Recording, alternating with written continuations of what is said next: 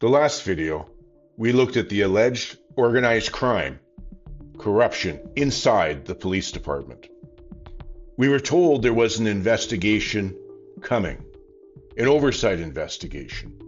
We were told there was a wide independent review.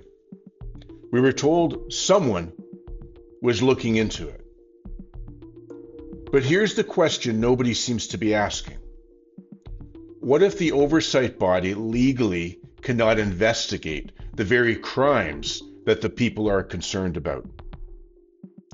Not won't, but cannot. That's not opinion. That's structure of this investigation. When most of us hear the words independent police oversight into organized crime and policing, we picture something serious. When you hear that the Inspectorate of Policing is doing a wide-ranging review, the public imagines that there's going to be subpoenas, immunity provided for witnesses, testimony under oath, warrants for phone and computer records, investigators digging into crimes, undercover officers working the case, and consequences, criminal charges if wrongdoing is found. And importantly, independence in the investigation, not just police on police. That's what the public assumes the word oversight means. Accountability. But words don't matter. The legal mandates do. Let's slow this down. The oversight body being presented in this case, Ontario's Inspector General of Policing, is structured to review policies, procedures, police boards, administrative frameworks as they relate to adequate policing.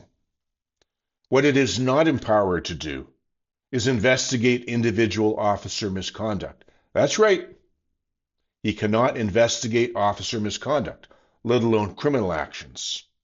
It does not discipline officers. It does not run criminal investigations. It does not examine specific misconduct allegations against individuals. So if the public concern is about the officer's criminal behavior, that's where real accountability lives, in the behavior. This body is structurally prohibited from examining that. That's not an emotional thing. That's the written authority. Now here's where this gets uncomfortable. If the allegations are about misconduct and organized criminal activity inside the department, and the oversight body cannot even investigate misconduct, then what exactly is being investigated? Policies, procedures, administrative processes? Now, this may have some value, but it's not the same thing as the accountability for alleged criminal actions. And that distinction matters, because to the public, oversight sounds like someone is digging into behavior and crimes. But structurally, that may not be what's happening at all. Let me be clear. This isn't about declaring guilt. This is not about an assumption of corruption. This is about asking one very simple structural question. If an oversight body cannot investigate officer misconduct, why is it being presented as the mechanism that will get to the bottom of the misconduct allegations? That's the tension here, not emotion. It's the structure.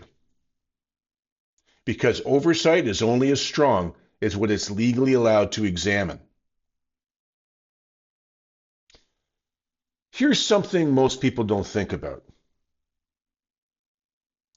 You don't judge the oversight by what it promises. You judge it by what it's allowed to do. If its mandate is narrow, its outcome will be narrow. If it cannot compel certain evidence, that evidence will never surface. If it cannot discipline, there will be no discipline. Structure determines the possibility, not the rhetoric around the announcement. Now imagine you're a member of the public and you hear there is an independent oversight reviewing this. You assume, good, someone neutral is investigating these allegations. But if that body is limited to reviewing policies instead of actions, then the reassurance may not match the reality. And the gap between perception and mandate is where trust erodes with the public. Not because of a conspiracy, but because of misalignment.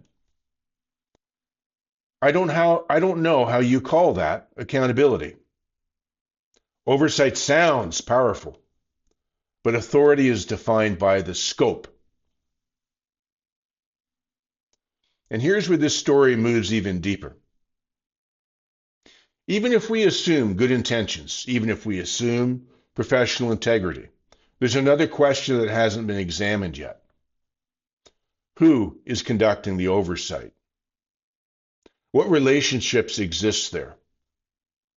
Who has worked with who before?